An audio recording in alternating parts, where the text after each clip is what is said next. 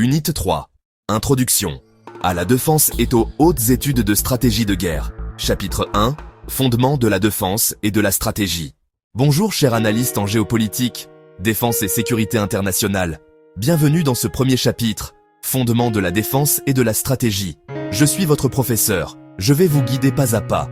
À la fin de cette leçon, vous saurez définir la défense et la stratégie, comprendre leur évolution historique et appliquer ces notions à des cas concrets.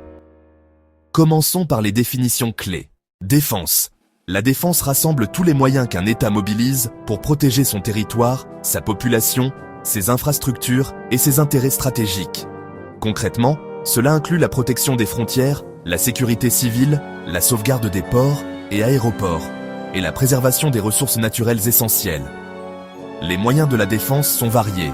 Militaires, forces armées et logistiques, diplomatiques, traités et alliances, économiques, sanctions et contrôle des ressources, informationnelles, cybersécurité et communication stratégique. Réfléchissez un instant. Si vous étiez responsable de la sécurité d'un État, quels éléments classeriez-vous en priorité à protéger?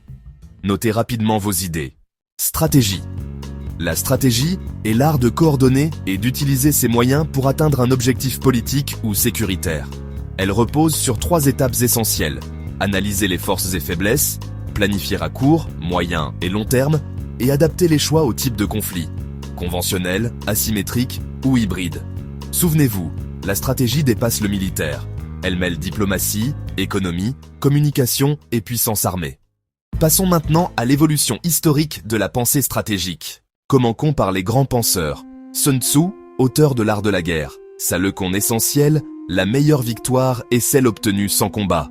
Ses principes clés, connaître soi-même et connaître l'ennemi, surprendre, rester flexible, économiser ses forces et utiliser la psychologie pour démoraliser l'adversaire. Exemple, dans les royaumes combattants, des campagnes éclairs et des feintes ont permis à des armées plus petites de vaincre de plus grandes forces. Karl von Clausewitz. Pour Clausewitz, la guerre est la continuation de la politique par d'autres moyens. Concept majeur. Le centre de gravité. Le point vital à frapper. Le brouillard de guerre. L'incertitude permanente. La friction. Les obstacles imprévus entre la théorie et la pratique. Sa leçon, la guerre doit servir un but politique clairement défini. Sans objectif politique précis, la guerre s'enlise. Étudions l'évolution des conflits à travers les âges. Guerre feudale. Au Moyen-Âge, les conflits étaient fragmentés, centrés sur des seigneuries. Les fortifications et les sièges dominaient. La loyauté personnelle et les milices locales structuraient la guerre. Guerre napoléonienne. Avec Napoléon, apparaît l'armée de masse, la mobilité et l'art de la manœuvre.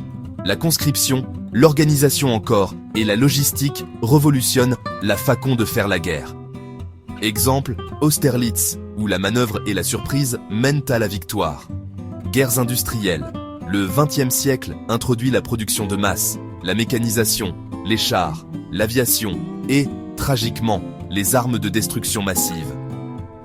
La Première Guerre mondiale incarne la guerre d'usure. La seconde introduit la guerre éclair et l'ère nucléaire.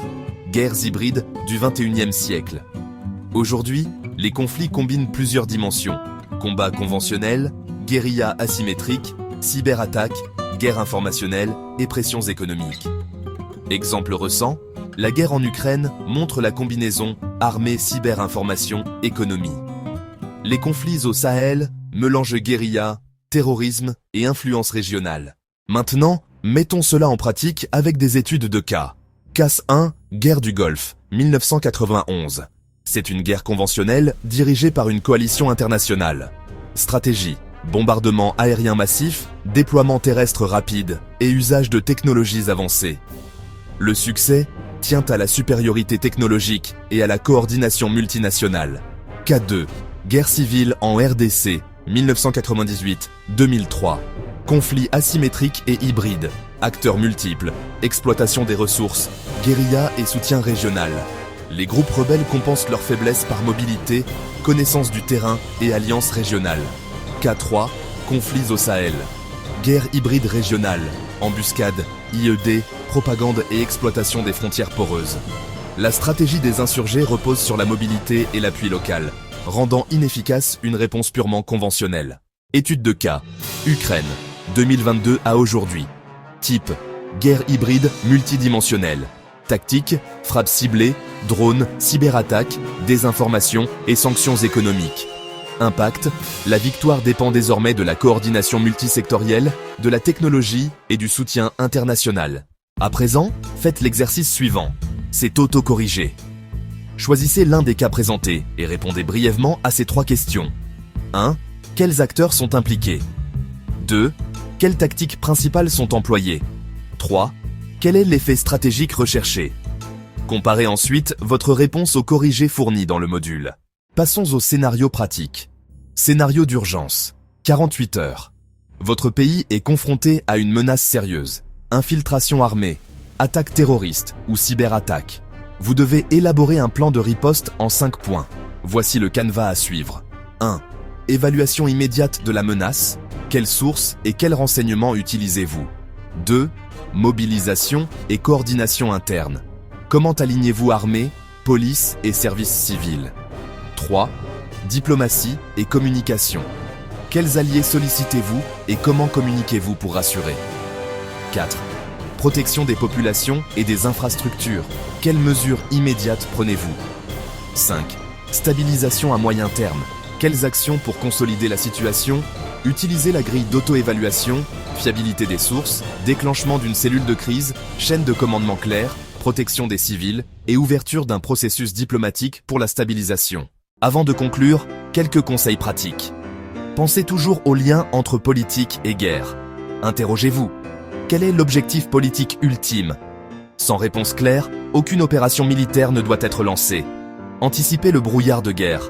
Croisez vos sources, préparez des plans de contingence et acceptez la friction comme inévitable. Enfin, gardez l'humain au centre. La connaissance du terrain et le soutien des populations sont souvent décisifs. Vous venez d'explorer les fondements de la défense et de la stratégie. Définition, grand penseur, évolution historique, étude de cas et scénario pratique. La stratégie est un outil vivant. Elle s'adapte aux technologies, aux sociétés et aux objectifs politiques. Dans le chapitre suivant, nous étudierons les acteurs et structures de la défense moderne, armée nationale, forces spéciales, services de renseignement et alliances internationales. Votre mission avant d'ouvrir le chapitre 2, relisez vos notes, complétez l'exercice auto-corrigé et réfléchissez à un plan de riposte de 48 heures pour un scénario fictif dans votre région. À très bientôt dans le prochain chapitre.